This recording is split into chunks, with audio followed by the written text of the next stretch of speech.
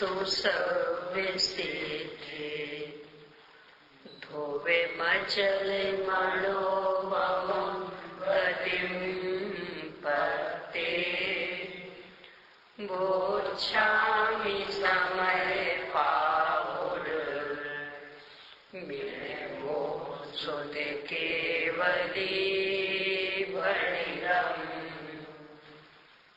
नमः समय साराय स्वानुभूत्या जगास्ते चित् स्वभावाय भावाय सर्वे भावान्तरच्छिते अनन्त धर्मिणस्तत्त्वम् पश्यन्ति प्रत्यगात्मनः अनेकान्ते मयि मूर्तिर् नित्यमेव प्रकाशिता परिणति हेतोर् मोहिनाम्नोऽनुभावा द्विविधति मनुभाव्य व्याप्ति कलमाशिताया मम परम विशुद्धि शुद्धि चिन्मात्र मूर्ते भवतु समय सारं व्याख्यैवानुभूते। ओम ह्रीं श्री अरहंत सिद्ध आचार्य उपाध्याय साधु पंच परमेष्ठिभ्यो नमः। आचार्य श्री कुंद स्वामी कृत समय सार परमाणु, इस पर आचार्य श्री अमृतचंद स्वामी कृत आत्मख्याति टीका। इसके कर्ता कर्म अधिकार पर क्रमशः चर्चा आगे बढ़ते हुए 75वीं गाथा और उसकी टीका पर अपनी चर्चा चल रही है। विगत कक्षा का विषय पहले आपके माध्यम से दोहराएंगे, इसके बाद आगे बढ़ेंगे। पहले 19वीं गाथा में अज्ञानी का लक्षण कहा था। यहां ज्ञानी का लक्षण, ज्ञानी अज्ञानी से उल्टा होता है। तब फिर 19वीं गाथा से ही एकदम उल्टा, यानी वहां ये कहा था कि कर्म नो कर्म को ये मैं हूं, ये मेरे हैं, मैं इनका हूं, ऐसा जो मानता है, मतलब ऐसी बुद्धि, ये अज्ञान।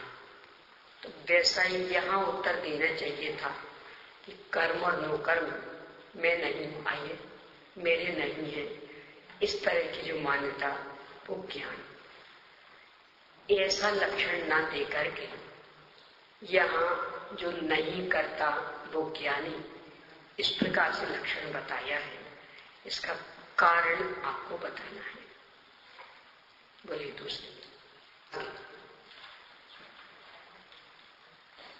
कर्म अधिकार, तो वहाँ पे इस अपेक्षा से दिया है कि जो पर पदार्थ में नो कर्म और पर्याय में अपना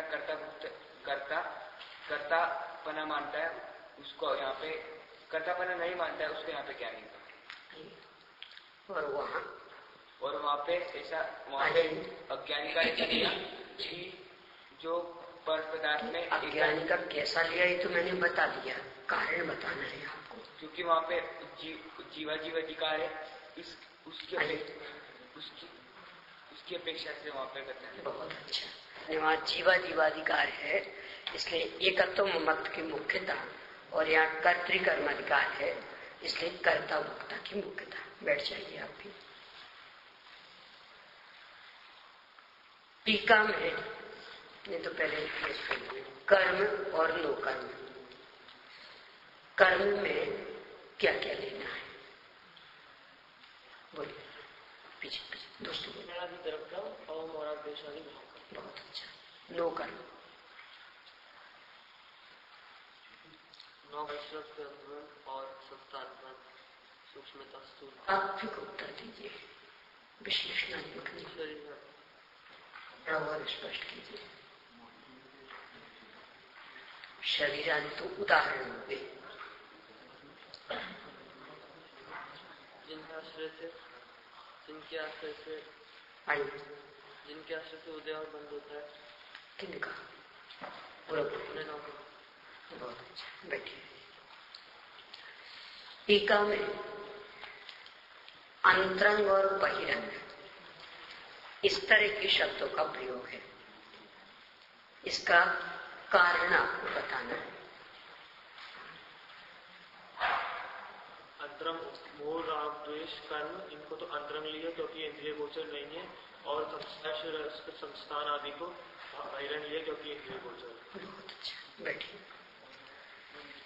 मोह, राग, द्वेष और सुख दुख, ये दो अलग अलग लिए, इसका कारण आपको बताना है।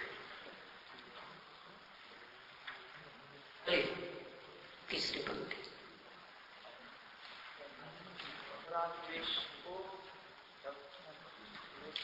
लेते हैं और सुख दुख का अनुभव करते हैं। थोड़ा सा चुप मोर आपके द्रव्यकरण बनता है और सुख दुख का फल है। अभी भी थोड़ा चुप। देखो, सीधा सीधा दो शब्दों का उत्तर है।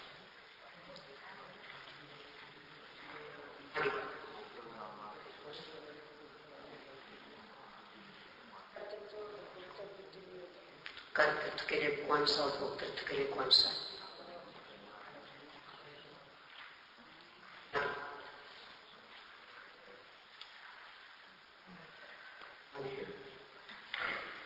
आज थोड़ी चतुर्दशी प्रदर्शित तो कल आगे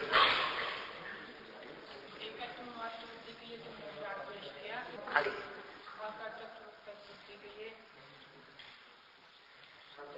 और सुख दुख उसमें एकत्व ममत्व कैसे बोले?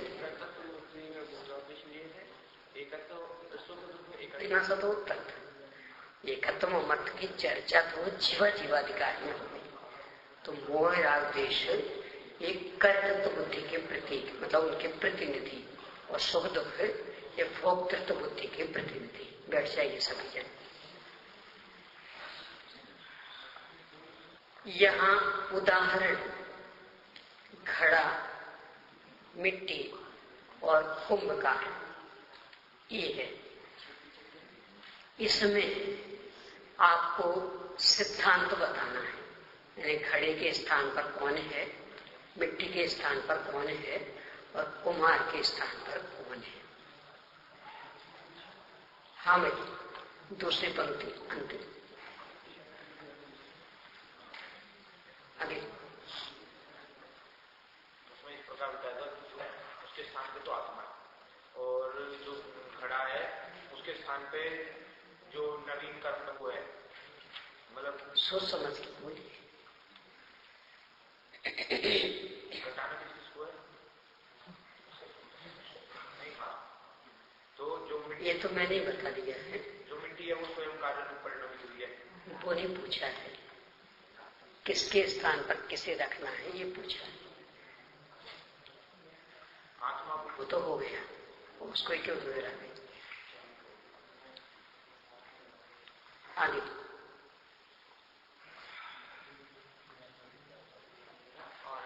मिट्टी की जगह रखेंगे हमें तीसरी बेंच।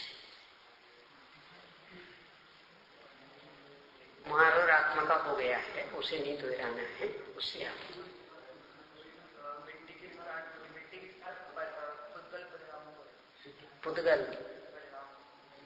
आगे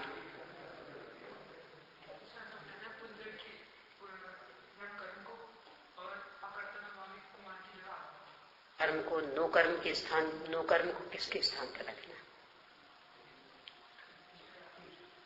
कर्म नो कर्म दो चीजें हैं ना इसमें।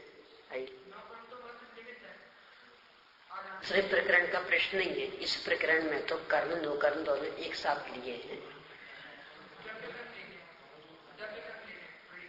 भाव करो। अब अपनी बुद्धि से उत्तर दीजिए, इन लोगों का मत मानिए। और नौकर आगे पक्का सही है कि गलत? चलो भी आगे बिल्कुल पूरे विश्वास के साथ बता दो। कर्म और नौकर्म दोनों, और मिट्टी के स्थान पर, कुम्हार के स्थान पर।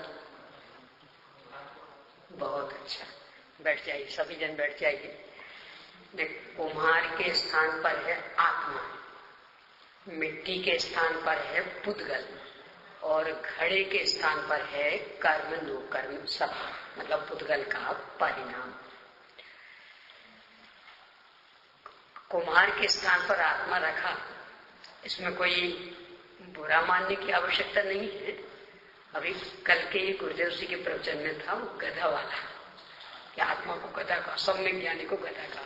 गधा तो बहुत बुरी चीज होती है, कि बुरी चीजें नहीं होती है, एक उसमें विशेषता भी कि वो घास को बिल्कुल जड़ मूल से उखाड़ के नष्ट कर देता, इन्हें खा लेता। तो ऐसे ही ज्ञानी मोहरा द्वेष आदि विकारी भावों को जड़ मूल से उखाड़ के नष्ट कर देते। इस संदर्भ में था। ऐसे ही यहाँ कि जैसे कुम्हार ना उस घड़े का निमित्त है ना उपादान, उपादान तो है मिट्टी, और कुम्हार का योग और उपयोग ये है निमित्त। घड़ा कुम्हार ना निमित्त ना उपादान। ऐसे ही आत्मा कर्म नौकर्म का ना निमित्त है न उपादान।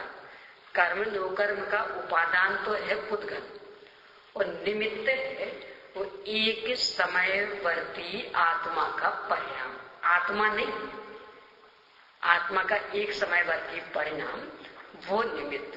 तो आत्मा को कुम्हार के स्थान पर लिया है। एक खास करके उदाहरणों में किस रूप में घटित किया, ये समझने का प्रयास हमेशा रखा करें। विषय की स्पष्टता भी आती होती है उसमें, और इसके साथ ही प्रकरण से भी अपना जुड़ान बना रहता है। मिट्टी घड़े की करता है, कुम्हार नहीं। इसके पीछे दो तर्क दिए थे, वो आपको बताना है। बोलिए। स्वतंत्रता, स्वतंत्र,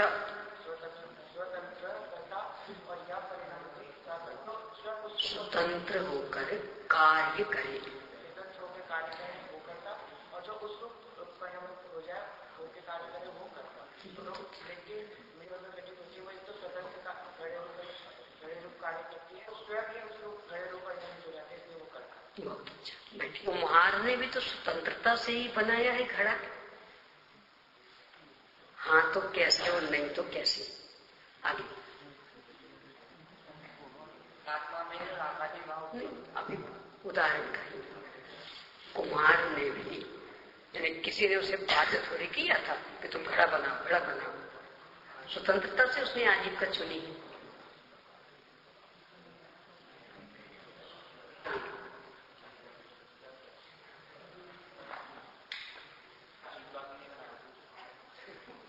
वो तो मैंने ही कहा है, अब उसका उत्तर बताओ कि ये भी स्वतंत्रता कैसे नहीं। हाँ मैं चौथी पंक्ति।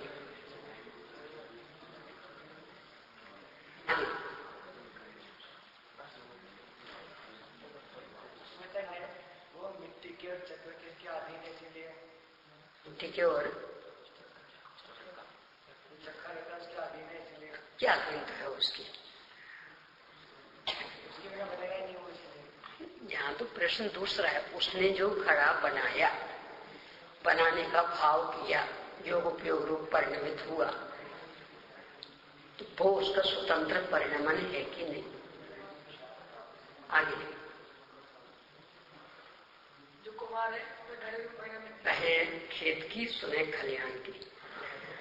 वो उसके आदि नहीं, वो आजीविका के। हाँ, बैठ जाइए, सभी बैठ जाइए। यानी अपने को लग रहा है कि उसे किसी ने बात नहीं किया, पर कैसे नहीं किया? वो अपनी इच्छाओं का गुलाम है, अपनी आजीविका का गुलाम है, अपने शरीर का गुलाम है। तो इस गुलामी के वशीभूत होकर के काम कर रहा है, स्वतंत्रता से काम कर रहा है। मिट्टी को ऐसी कोई गुलामी नहीं। यानी कुम्हार उस काम का फल चाहेगा, तो इसका मतलब किसी उद्देश्य से उसने बनाया था कि आजीविका मिलेगी, रुपए मिलेंगे। मिट्टी को तो ऐसे कोई फल की इच्छा नहीं है, इसका मतलब उसने स्वतंत्रता से किया। वो बताया था कि लोग जो कहते क्या करें, पापी पेट के लिए सब कुछ करना पड़ता, तो इस पापी पेट के हम गुलाम हो गए ना, तो कहां स्वतंत्र रहे? यानी कोई दूसरा ही बाध्य करके कराए, इसका ही नाम पराधीनता नहीं होता है। अपन अपने शरीर की गुलाम हो गए, अपनी इच्छाओं की गुलाम हो गए, उनकी पूर्ति के उद्देश्य से कुछ भी किया तो अपन ने पराधीनता से ही किया, स्वाधीनता से नहीं। यानी शरीर की गुलामी भी गुलामी है। आप तो परीक्षा नामक एक अपने यहाँ ग्रंथ है, उसमें तो ये लिखा कि सभी जीव बंधा है, आप कैसे कह रहे हैं? तो वहां आचार्य विद्यानंद स्वामी उत्तर देते, और हमें कुछ कहने की आवश्यकता ही नहीं, शरीर में है ना, इससे बड़ा बंधन और क्या होगा? तो इस शरीर में विद्यमान है, बस इतना ही बताना पर्याप्त है कि आत्मा बना है। यानी और कर्मों से बना नहीं बना वो तो बात की बात, उसके लिए आप कह सकते हैं कि सब हमें कहां दिख रहे हो, और शरीर तो दिख रहा कि नहीं दिख रहा, और 24 घंटे की गुलामी है, एक क्षण भी स्वतंत्र नहीं हो पा रहा। तो यही पर्याप्त है इसके बंधन की सिद्धि के लिए। तो ऐसे ही यहाँ कि अन्य किसी ने बाध्य किया कि नहीं किया, यहाँ उसने भैया कि यहाँ वो सब देखने की आवश्यकता नहीं है। स्वयं वो अपने शरीर के गुलाम है, अपनी इंद्रिय विषयों की इच्छा के गुलाम है, तो बस ये उसकी गुलामी की निशानी है, पराधीनता की निशानी। यहाँ पे व्यापक भाव क्या है? आगे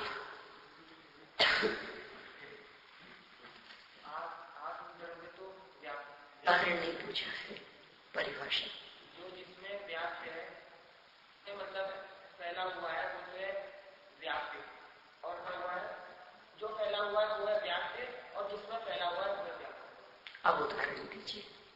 जो आत्म तरफ है वो है व्यापक, और जो है व्यापक कर्म है वो व्यापक। उदाहरण तो गड़बड़ हो गया। आत्मा के व्यापक, चलिए अच्छा मिट्टी और घड़े में बता दीजिए।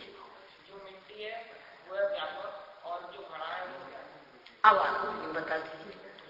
जो आत्मा है वो है व्यापक, और जो ज्ञान है वो ज्ञान परिणाम, ये है व्यापक। बहुत अच्छा, बैठे।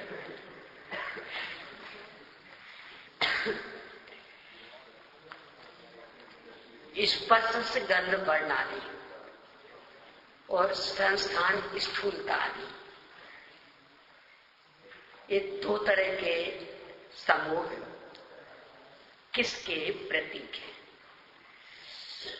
यहां इतना स्पष्ट नहीं है, पर 19वीं गाथा की टीका से जो अपन ने इसको जोड़ा था तो उसमें वो बात स्पष्ट थी। तो किसके प्रतीक है? आगे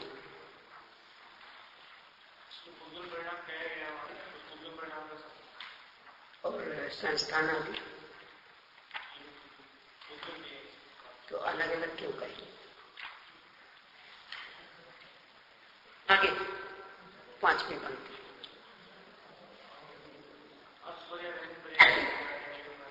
किसने नकल कराई? अनुपम जी ने। किसने कराई?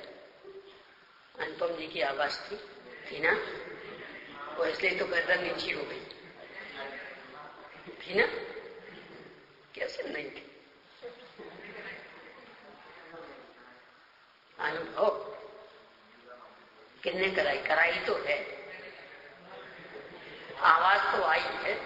अब वो अनुपम थे कि उपम थे, अंतर पड़ सकता है, पर कराई तो है।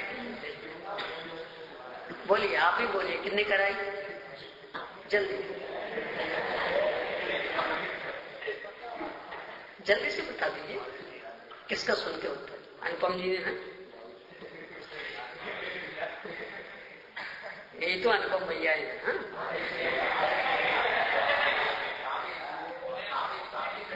आवेश, अनुपम कौन है? ये अनुपम है। चलिए, मेरे उपयोग में तो यही घूम रहे थे, नाम में कंफ्यूज हो गई थी। आवेश, आवेश को भावावेश हो गया था।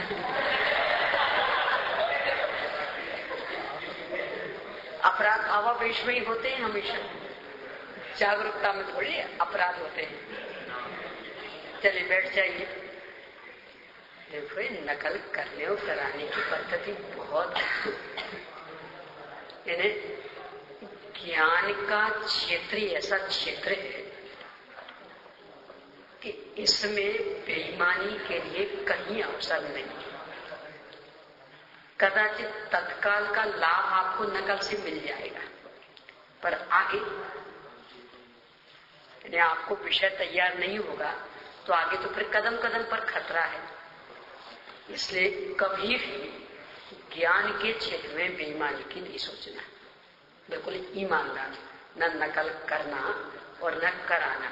वो तत्क्षण का अच्छा लगेगा पर आगे के लिए बहुत महंगा पड़ता है।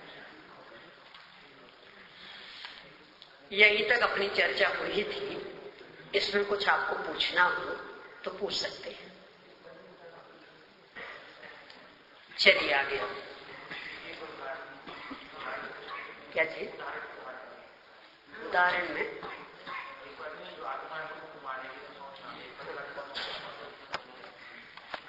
ये चूंकि अपन कर्मकांड का भी इसके साथ साथ ही पढ़ रहे हैं, वहां 6वीं गाथा में स्पष्टपन पढ़ चुके हैं कि द्रव्य कर्म का भाव कर्म होता है।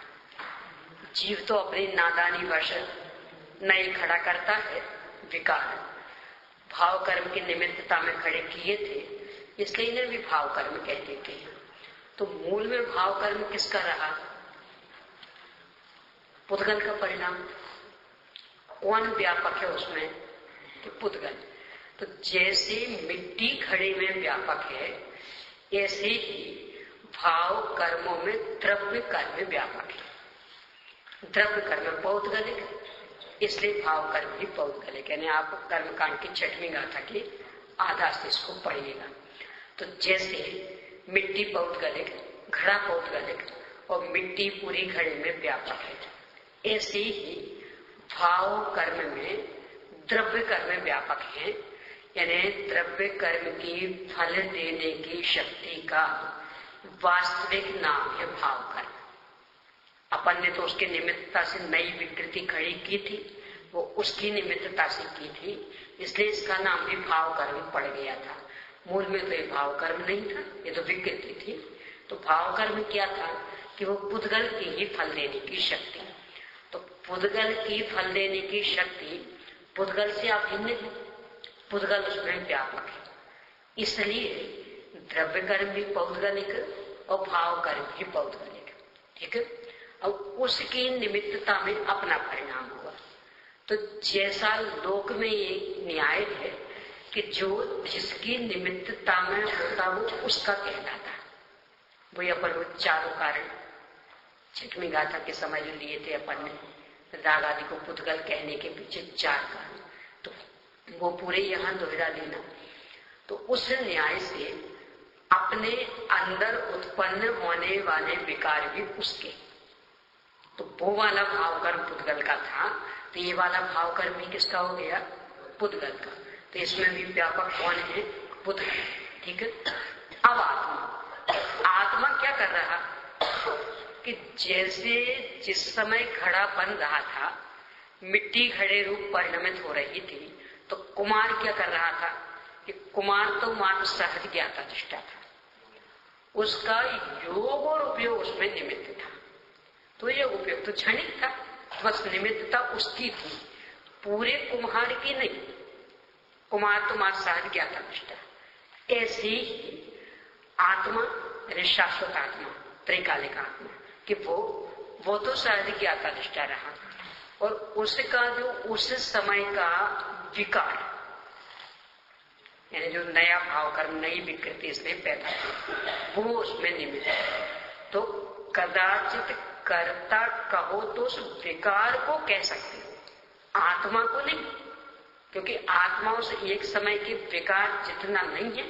आत्मा तो शाश्वत तत्व है, तो आत्मा उसके साथ व्यापक संबंध वाला नहीं, इसलिए वो तो मात्र सहज ज्ञान, न निमित्त न उपादान, और व्यापक संबंध भाव कर्म का द्रव्य कर्म के साथ है, और ये दोनों पौद्गलिक हैं, इसलिए पुद्गल का पुद्गल में ही व्यापक संबंध है। ये यहां बताओ, ठीक है। अब आगे देखें, तो इसलिए आत्मा उसका कर्ता नहीं, यानी पुद्गल ही उसका कर्ता, आत्मा करता नहीं। तो आत्मा क्या करता है फिर, अब ये देखें, ये 142 पेज पर जहां ये सबसे पहला पूर्ण विराम, उसके बाद से नौकर्म तो स्पष्ट पौधगल है,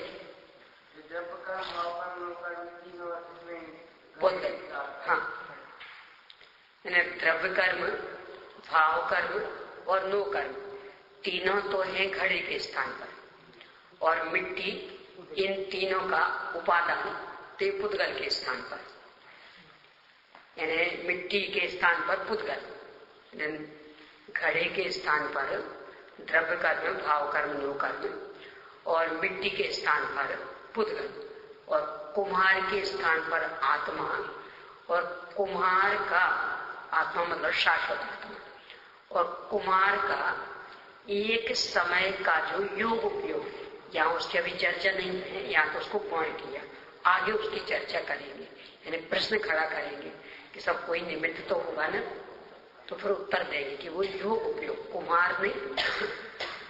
और स्वामी गाथा की टीका में तो ऐसा कहेंगे, यदि कुम्हार को निमित्त कर्ता मानेंगे तो नित्य कर्तृत्व का दोष आएगा, क्योंकि कब नहीं है कुम्हार, दिन में रात में हर समय, तो हर समय घड़े बनते रहने चाहिए, पर नहीं बन रहे, क्यों? क्योंकि वो निमित्त कर्ता भी नहीं।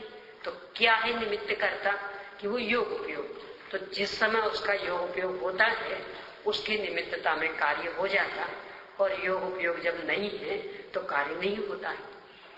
यहाँ अभी वो चर्चा नहीं है, पर अपन स्पष्टता के लिए ले रहे हैं। तो कुम्हार मतलब शाश्वत, यहाँ शाश्वत आत्मा ये है कुम्हार के स्थान पर। तो जैसे कुम्हार नाव से घड़े का निमित्त न उपादान, क्योंकि वो व्यापक नहीं है, ऐसे ही आत्मा न कर्म नो कर्म का निमित्त और न उपादान, क्योंकि वो व्यापक नहीं है। तो आत्मा अलग बच गया। तो स्पर्श रसगंध वर्ण भी नहीं है, क्या नहीं है? स्पर्श क्या कहते हैं? नहीं, तो ये स्पर्श रसगंध तो उदाहरण के हैं। नहीं, जैसे पुद्गल का कारण है, तो जो पुद्गल के विषय है भी नहीं, और चेतन की पर्याय हो रहे हैं। नहीं, तो आपका प्रश्न बिल्कुल ऐसा हो गया कि रात भर तो सुनाई रामायण, उस सुबह पूछते कि वो हरण हुआ था ना, हरण तो किसका हुआ था हरण? सीता का कि राम का? ऐसा आपका प्रश्न हो गया। यानी विगत कक्षा में भी कहा था, अभी भी कहा कि यहाँ द्रव्य कर्म, भाव कर्म, वो छठवीं गाथा वाले कर्म कांड वो वाले लेना है, और उसकी निमित्तता में हुआ अपना परिणाम। तो यहाँ अपने परिणामों में स्पर्श स्कंध वर्ण खोजने के लिए कहाँ अवसर है? यहाँ तो बस वो उनका जो एक जैसा स्वभाव, अन्वय व्यतिरेक संबंध, चार ही तो दिए थे वहां, वो खोजना है बस। तो वो मिल रहे हैं, इसलिए वो पुद्गल की।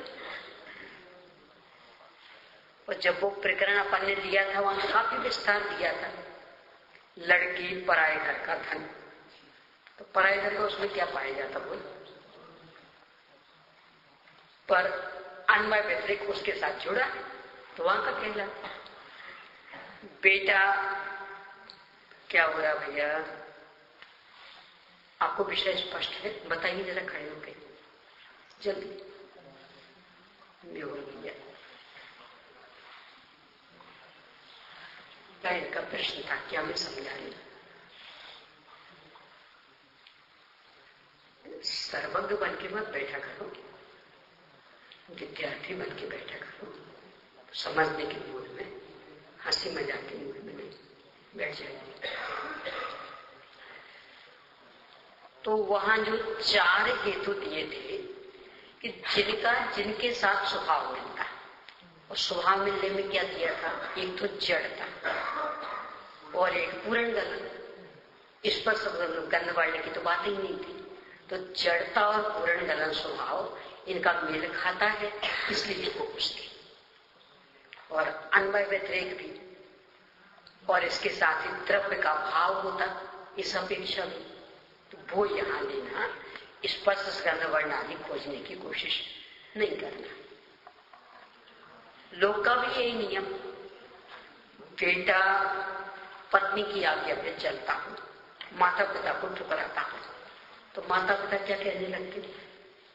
बेटा तो बहू का हो गया। बहू का बेटा होता, बहू का तो बर होगा। बेटा तो हमेशा मां का होता। कि यहां भी वो नहीं देखना है किसकी आज्ञा में चलता, कि वो बहू की आज्ञा में चलता है तो बहू का बेटा बन गया। यही न्याय है कि नहीं? बस वही न्याय यहां कि रागादि विकारी हो, आप किसकी आज्ञा में चलते, किसके अनुसार होते? कि पौद्गलिक कर्म के अनुसार, तो वे उसके। ये देखना है यहाँ। हाँ भैया, आप क्या पूछना चाह रहे थे? अनिकेश पूछना चाह रहे थे कुछ? चलिए, और कुछ बोलिए।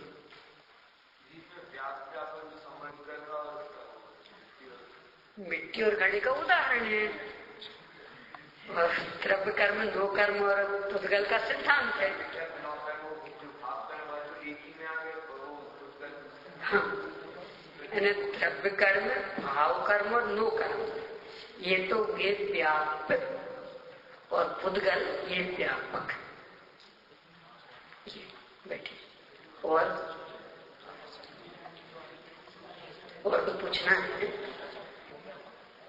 चलिए आगे। अब देखिए, इसको शुरू से ही पढ़ते हैं और फिर जहां छोड़ा था वहां से चर्चा करेंगे। निश्चय से मोह राग द्वेष, ये कर्तृत्व संबंधी। सुख दुख, ये भोक्तृत्व संबंधी। आदि रूप से अंतरंग में उत्पन्न होने वाला जो कर्म का परिणाम, तो अंतरंग में उत्पन्न होने वाला मतलब अपने इंद्रिय ज्ञान के अगोचर, यानी द्रव्य कर्म और भाव कर्म। भाव कर्म तो अपने ही अंदर परिणाम उत्पन्न हो रहा है, पर द्रव्य कर्म उसका पूर्णतया सहचारी और घनिष्ठतम निमित्त नैमित्तिक संबंध, तो इसलिए वो दोनों अविनाभावी ही माने जाते, यानी पूर्णतया सहचारी है, इसलिए अविनाभावी, तो दोनों एक कोटि में ही आते। और स्पर्श स्कंद वर्ण शब्द बंध, संस्थान, स्थूलता, सूक्ष्मता आदि रूप से बाहर उत्पन्न होने वाला जो नो कर्म का परिणाम, इसमें शरीर, वचन, मन और बाकी बाहर के भी संयोग ले लेना। तो इन्हें बहिरंग क्यों कहा? कि अपने इंद्रिय गोचर, इस कारण से वह सभी, वे सभी पुद्गल परिणाम है, क्योंकि पुद्गल के ही पर्याय है, उनका ही परिणमन। परमार्थ से, उदाहरण को अपन बिल्कुल अलग कर लेंगे, उस सिद्धांत को अलग।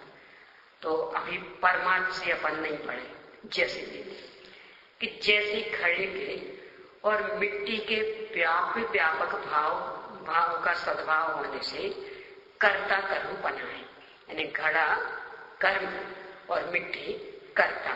क्यों? क्योंकि घड़ा व्याप्य है और मिट्टी व्यापक है। ठीक है। अब परमार्थ से उसी प्रकार, यानी परमार्थ से कुछ सिद्धांत के साथ लगाएं कि परमार्थ से उसी प्रकार पुद्गल परिणाम के और पुद्गल के ही, तो पुद्गल परिणाम यानी ऊपर जो कहे थे अंतरंग और बहिरंग, यानी द्रव्य कर्म, भाव कर्म और नो कर्म, ये पुद्गल के परिणाम। परिणाम मतलब पर्याय, अवस्था, हालत। अपने जैसे भाव नहीं लगाना, यहाँ पर्याय, अवस्था, हालत। तो ये पुद्गल के परिणाम। और पुद्गल मतलब द्रव्य, कार्बन वर्गना, आहार वर्गना आदि, ये सब पुद्गल द्रव्य। नो कर्म भी लेना है ना, तो नो कर्म में आहार वर्गना, भाषा वर्गना, मनोवर्गना ये ले लेना, और कर्म में कार्बन वर्गना ये ले लेना। तो ये पुद्गल के ही व्यापक भाव का सद्भाव होने से कर्ता कर्म बना है। यानी पुद्गल परिणाम ये व्यापक और पुद्गल ये व्यापक। पुद्गल द्रव्य स्वतंत्र व्यापक है, यानी वो अपनी पूरी स्वतंत्र योग्यता से परिणमित हुआ है। किसी ने उसे मजबूर नहीं किया। अपन तो पंचेंद्रिय विषय भोगों के गुलाम बन गए, इसलिए रागादि किए। पुद्गल में जो रागादि कर्म बंधा है वो क्यों बंधा, ये तो पता ही है आपको। अपने विकारों के नाम वहां पुद्गल कर्मों के नाम भी है। अनंतानुबंधी क्रोध, अपने परिणाम का भी नाम और वहां भी नाम। मिथ्या, अपने परिणाम का भी नाम वहां भी नाम। तो अपन तो कह सकते कि सब हमारी विपरीत मान्यता थी, इसलिए मिथ्या। पुद्गल का मिथ्या, उसका नाम मिथ्या तो क्यों, स्वतंत्र। अपना ये परलक्षी परिणमन हो सकता है, पुद्गल का तो वो नहीं है परलक्षी परिणमन। तो इसका मतलब वो पूर्ण स्वतंत्र होकर के बदला है। तो स्वतंत्रता से बदला है, इसलिए वो कर्ता, और स्वयं उस रूप बदला है, इसलिए भी कर्ता। यानी कर्ता की दोनों परिभाषाएं उस पर लागू पड़ रही हैं।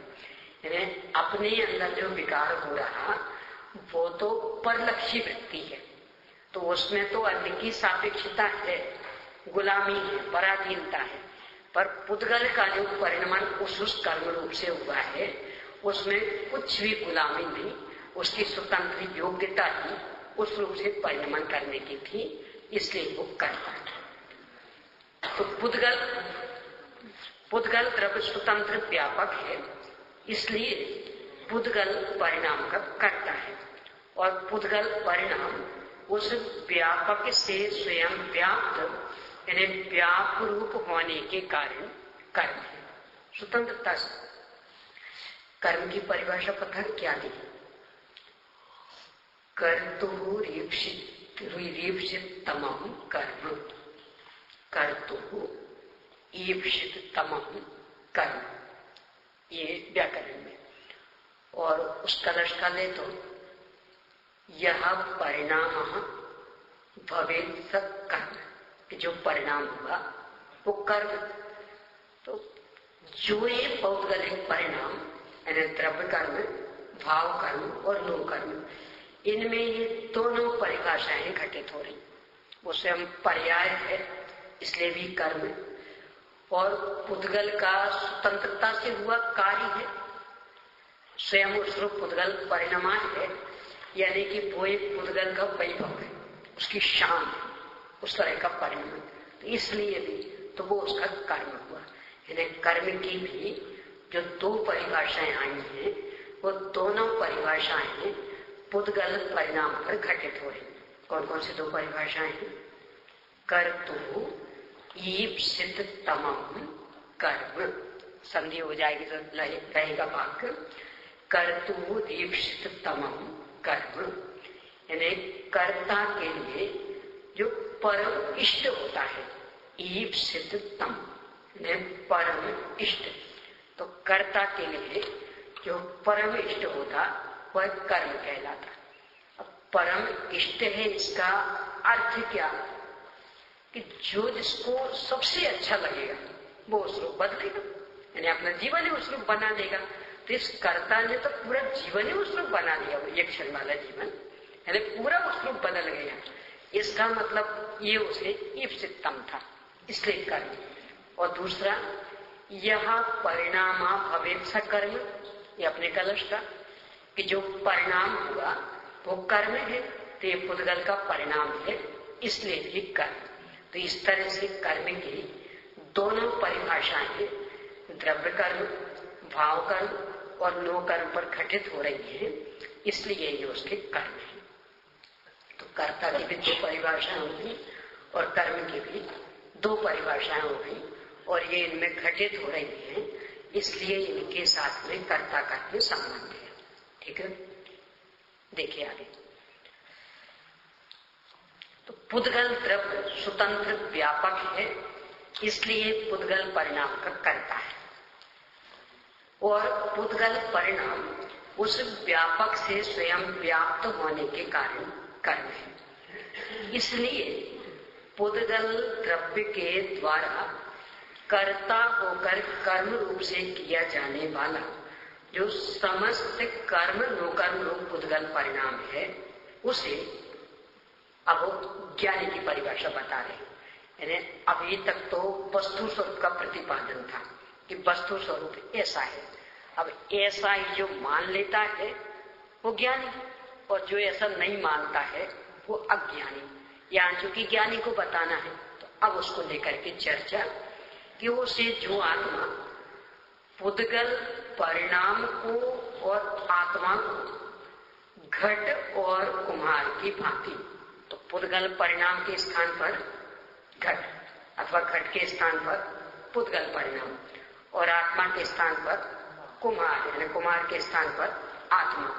तो घट और कुम्हार की भांति, इसको अपन ऐसा भी ले सकते, शुरू में ले सकते उदाहरण कि घट और कुम्हार की भांति जो आत्मा पुद्गल परिणाम को और आत्मा को, उदाहरण पहले ले लें, सिद्धांत बाद में, अंतर कुछ नहीं पढ़ना है, बस इतना ख्याल में रखना है कि द्रव्य कर्म, भाव कर्म, नो कर्म, इन तीनों का एक नाम यहाँ पुद्गल परिणाम। उदाहरण में घट लिया था, तो ये तीनों घट के स्थान पर, और स्थायी कुम्हार, अब वो औपचारिक स्थायी, क्योंकि वो अनादि अनंत थोड़ी है, पर औपचारिक, यानी घड़ा तो कभी कभी बनता तो कुम्हार तो आगे पीछे विद्यमान रहता। तो घड़ा बनाने की तुलना में कुम्हार का बाकी व्यक्तित्व तो स्थायी हुआ ना, इस अपेक्षा से। तो कुम्हार जैसे स्थायी है वैसे आत्मा स्थायी, आत्मा तो अनादि अनंत वास्तविक स्थायी। उदाहरण तो हमेशा एक देशी होते हैं ना, तो उतना मात्र लेना। तो कुम्हार के स्थान पर यहाँ आत्मा को रखना है। व्यापक भाव के अभाव के कारण कर्ता कर्म फले की असिद्धि होने से परमार्थ से कर्ता नहीं है। जैसे कुम्हार का घड़े के साथ व्यापक संबंध नहीं है, यानी यदि कुम्हार आदि सुनिए नहीं रही कि यदि कुम्हार स्वयं घड़े रूप बदल जाता तो घड़े का कर्ता कहलाता, क्योंकि कर्ता के लिए आवश्यक या परिणमति से कर्ता जो उस रूप बदल जाए। सुना भैया, ऐसी चर्चा कौन सी आवश्यक हो रही, बोलो, बार बार टोकना पड़ रहा, बोलो भैया।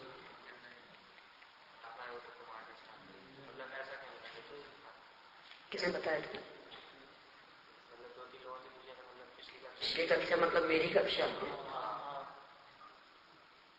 ऐसा करना, रिकॉर्डर में रिकॉर्ड है, क्योंकि इससे बड़ा प्रमाण और क्या हो सकता है। यानी इस प्रकरण में और बाकी प्रकरण अलग, 75वीं गाथा से प्रकरण बदल गया है। तो 75वीं गाथा का जो पिछली कक्षा का था उसको सुन लीजिए आप। ऐसा इसलिए नहीं बैठ जाए, यानी अन्य से तुलना करने की आवश्यकता नहीं, क्योंकि अन्य का प्रकरण अलग था।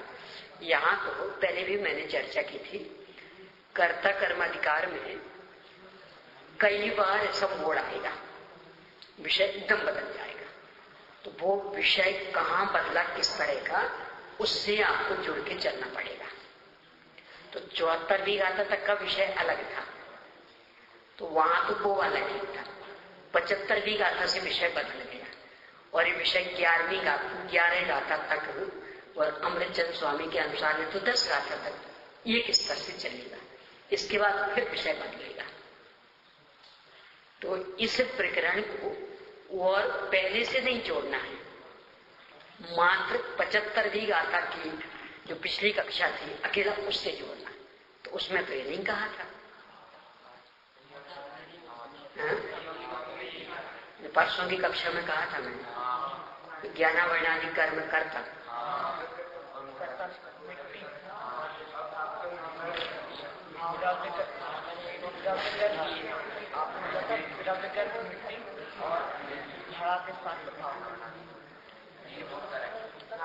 आप ऐसे करना, रिकॉर्ड ऐसे सुनना, पक्का हो जाएगा।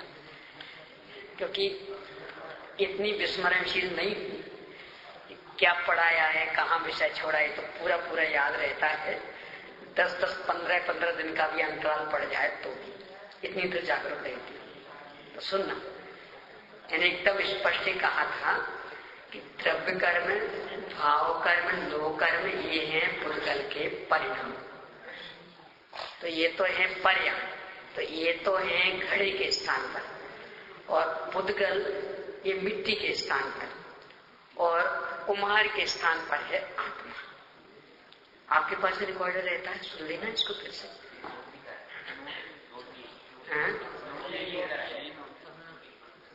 तो फिर एक एक क्लास में आपने कुछ नोट कर लिया, आपकी समझ में कुछ गड़बड़ी,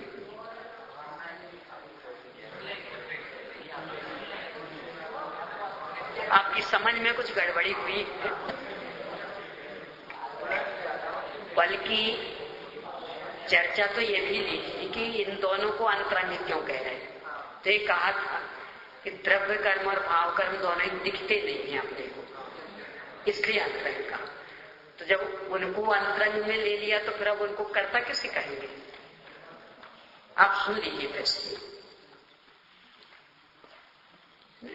कक्षा लेने में तो प्रवचन करने से भी ज्यादा जागरूक में रहती हूँ। कदाचित प्रवचन में तो फिर भी स्खलन हो जाए और कहाँ विषय छोड़ा था बीच में अंतराल पड़ जाए तो पूछना पड़ेगा, पर कक्षा में बहुत ज्यादा जागरूक रहती हूँ।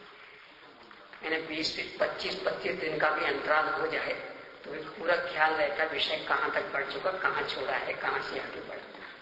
और फिर भी कदाचित आपको बुरा में तो सुन लीजिए तो ख्याल में आ जाएगा। चलिए, जो भी हुआ अभी तो समझ लीजिए, उस पर बहस करने से कोई लाभ नहीं है। भ्रम हुआ हो तो तोड़ दीजिए, और नहीं हुआ हो तो कोई समस्या ही नहीं। कदाचित हो गया हो तो तोड़ लीजिए, क्योंकि सुधार तो करना ही पड़ेगा। और उस लकीर के फकीर बनने से तो कोई काम चलने वाला है नहीं, सुधार तो करना पड़ेगा।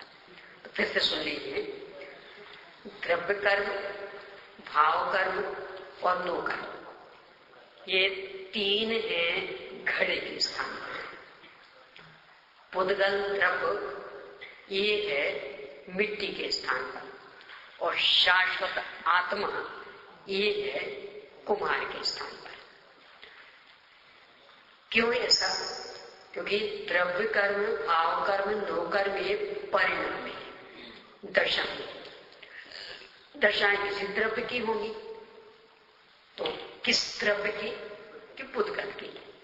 अब द्रव्य कर्म और नो कर्म पुद्गल की दशाएं तो स्पष्ट ख्याल में आ जाता है। भाव कर्म, तो इसमें वो जो अपनी कर्मकांड की 4 अपेक्षाएं वो लगाना। जब वो लगाएंगे तो उससे स्पष्ट ख्याल में आ जाएगा कि भाव कर्म पुद्गल का। और जब पुद्गल का ये परिणाम तो उसका कर्ता कौन होगा? कि पुद्गल द्रव्य। तो आत्मा ने क्या किया कि आत्मा मात्र का ज्ञाता निष्ठा रहा, जानने देखने वाला रहा। इतनी सी यहाँ चर्चा, ठीक है।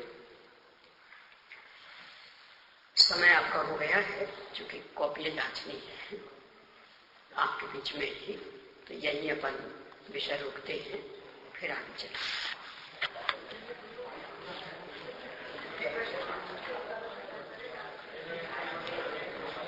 इसमें